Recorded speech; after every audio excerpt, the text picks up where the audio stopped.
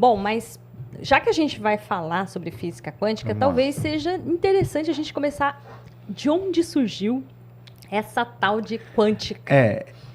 Maravilha. Isso é muito bom a gente entender de onde surgiu e por que que essa física é quântica. Então, você... Cadê a câmera ali? Isso, aquela sua Você que é coach, que eu já conversei com coaches, tá? Você que é coach, presta atenção. Você não costuma nem saber do porquê que esta física é quântica e eu vou te explicar agora. Então, fique atento para que você saiba ter esta resposta. Mas como é que a coisa nasce? Como é que a coisa nasce? Retornemos lá ao meados do século XIX, 1850 para frente, segunda metade do século XIX. Haviam alguns problemas na ciência e na física que perturbavam a mente dos cientistas na época. Um destes problemas é conhecido como catástrofe do ultravioleta. Dá para mostrar o gráfico aí? Eu não pedi para você antes. A Tainá vai procurar para gente catástrofe do ultravioleta. Que basicamente, dá para ir dizendo aqui, é o seguinte. Corpos negros. O que são corpos negros? Por exemplo, uma camiseta preta. A gente sabe, e todo mundo sabe isso quase que intuitivamente, de que uma camiseta ela é preta pelo fato dela absorver basicamente toda a radiação eletromagnética. Porém, meus caros, ela não só absorve, uma camiseta preta, corpos negros, assim, né? Eles não só absorvem, mas eles também emitem radiação. Só que eles emitem radiação numa frequência um pouco mais baixa. Perfeito, perfeito. Eles emitem radiação numa frequência um pouquinho mais baixa, tá? O que a gente chama de radiação térmica, radiação infravermelha, radiação térmica. Perfeito? Perfeito. E aí, sabemos, então, o problema da catástrofe ultravioleta,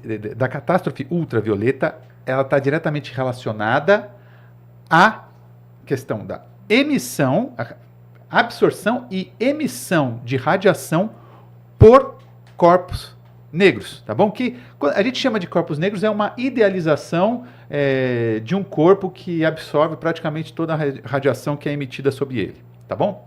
Beleza. Então, observemos este gráfico aqui. O que acontece? Existe uma coisa do que a gente diz que é previsto teoricamente e a questão do que é empírico, ou seja, observado.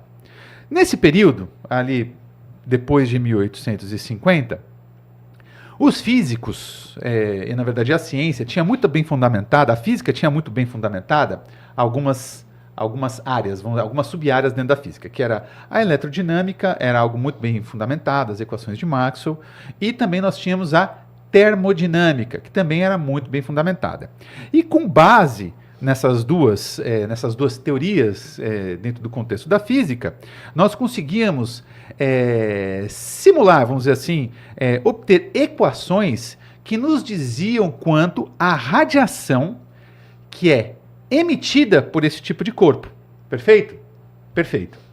E aqui, neste gráfico que vocês estão vendo, a gente está escrito ali, ó, Classical Theory, beleza? Essa curva preta, ela representa justamente aquilo que era previsto teoricamente, tá? Então você tem um corpo negro, que vai estar emitindo radiação, um corpo negro, a uma temperatura de aproximadamente 5.000 Kelvin, que é uma temperatura bastante alta. Ele vai, portanto, estar emitindo, de acordo com aquilo que era previsto do ponto de vista teórico, radiação desta forma. O que nós temos nesse gráfico aqui? Nós temos, então, intensidade da radiação por comprimento de onda. Toda onda que é emitida por qualquer corpo ou qualquer outra coisa, ela é caracterizada por sua frequência e também pelo seu comprimento de onda. Perfeito? Perfeito. Maravilha. Vocês podem observar aqui. Temos, portanto, essa curva preta que me representa aquilo que é previsto teoricamente. Então, como é que está variando a intensidade da luz com o comprimento de onda? Beleza? Agora, o que era de fato observado? É o que a gente vê na linha azul.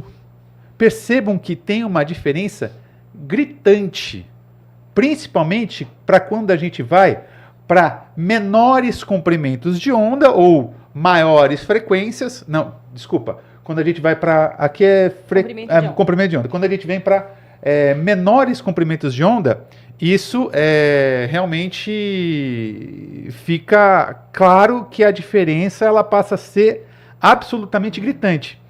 E é por isso, justamente por isso, que a gente chama de catástrofe do ultravioleta, porque quanto menor o comprimento de onda, maior é a frequência, e isso, para quem não sabe, muda, o comprimento de onda e a frequência que muda a cor da luz que está sendo emitida, vamos colocar dessa forma, certo? Então tínhamos um problema muito sério aí, tínhamos um problema grave, O que é observado do ponto de vista experimental é completamente diferente daquilo que é previsto teoricamente.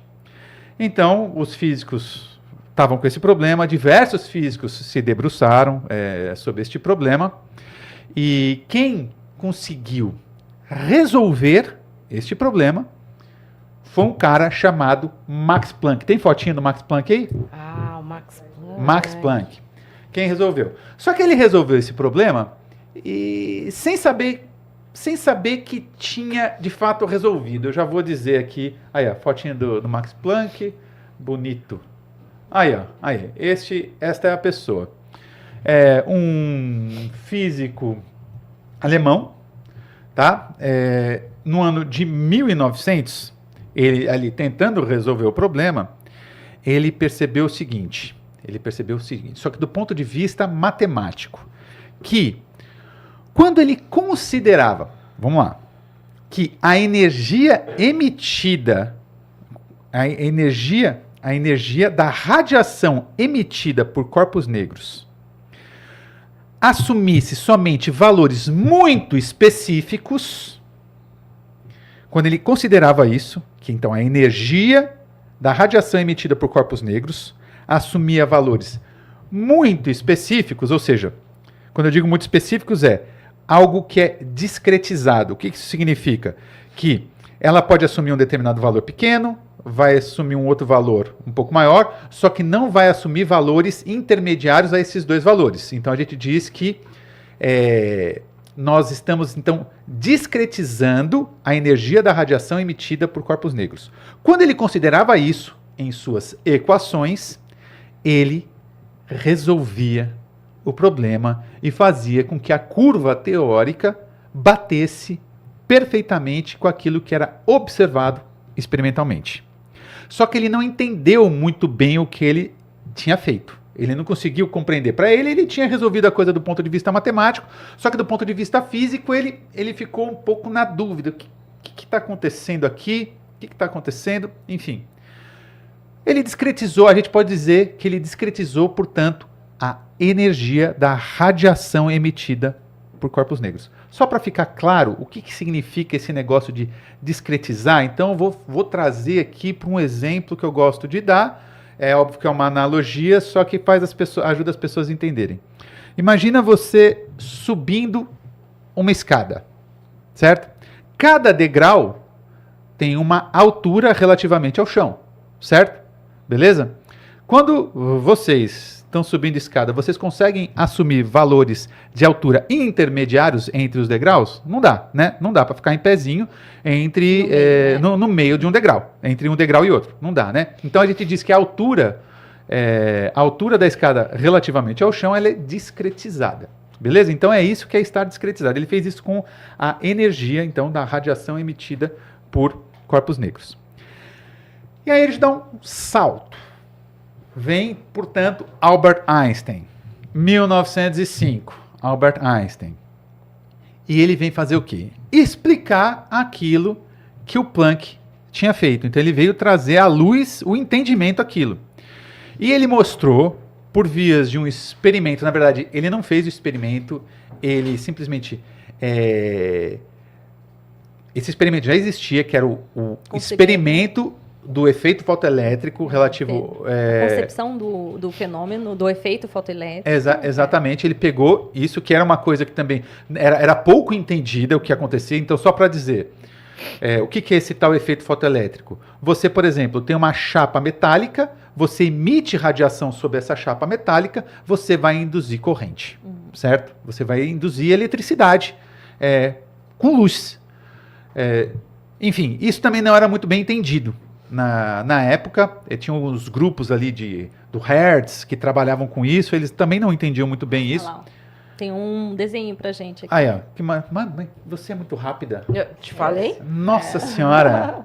Aí, ó, é isso aí. Então você vai emitir luz sobre uma placa e basicamente vai induzir, portanto, Uma corrente, ou seja, você vai estar induzindo eletricidade. Esse efeito fotoelétrico, já trazendo um pouco para a realidade das pessoas, né, e do como que a física quântica ela está no nosso meio e está em tudo, em absolutamente tudo na nossa vida. Por exemplo, quando você vai entrar no elevador, o elevador não quebra o teu braço quando você vai entrar na porta, né? É por conta do efeito fotoelétrico que isso acontece, tá, gente? É isso. Você rompeu a luz ali e é justamente um efeito quântico que faz com que o elevador não feche no seu braço, tá? Então, isso já é uma demonstração de como que a física quântica está muito próxima de todos nós. Mas aí, então, voltando. Em explicando esse experimento, tomando como base esse experimento, ele conseguiu, o Einstein, ele propõe o seguinte, de que a luz, ela é composta por corpúsculos, pacotes de energia. Então, luz é composta por pacotes de energia. O que quebrou a mente também dos físicos, isso não foi aceito imediatamente, tá? Porque a gente tinha muito consolidado de que luz eram ondas eletromagnéticas. Isso tinha muito consolidado. Tem o experimento de Young de 1801, onde já havia um embate, né, entre Newton e Huygens. No século XVIII ainda, luz é corpúsculo, luz é onda. Aí veio Young e mostrou, por meio do experimento da dupla Fender, de que, na verdade, luz seriam ondas. Ele demonstrou isso ali, tomando como base ali efeitos de difração. Depois a gente pode falar sobre isso, a gente vai voltar nisso. Aí o Einstein vem e mostra que luz, na verdade, tem um pacotinho de energia. Tem pacote de energia. Então você traz à tona uma coisa que ficou conhecida como dualidade onda-partícula. Então, são pequenos pacotes de energia, pequenos corpúsculos, que mais tarde ficaram conhecidos como fótons, e que representam unidades de energia, quantum de energia. E é por isso, meu amigo, que essa física, ela é quântica, porque é uma física de discretização de sistemas físicos, só que não é qualquer discretização. É discretização em unidades mínimas de energia e outros parâmetros físicos. Por isso que chamamos esta física de quântica. Beleza?